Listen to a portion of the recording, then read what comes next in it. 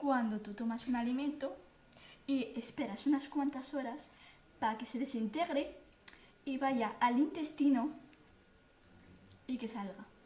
Pues yo creo que la digestión es cuando tú tomas algún alimento, una manzana, pasa por el esófago y te llega al estómago. Entonces en el estómago el bolo alimenticio se tiene que esparcir por todo el aparato digestivo hasta que acaba el proceso. Y Sí. yo creo que eso es la digestión.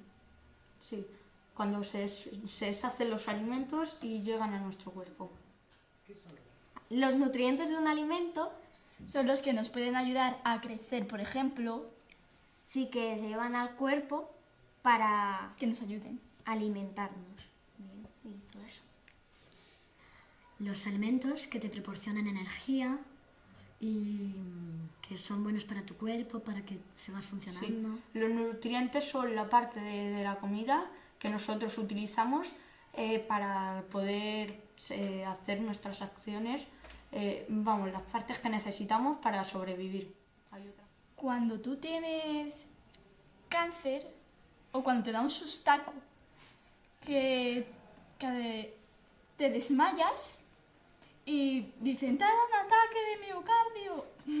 O es como la muerte producida por el ¿Cáncer? corazón.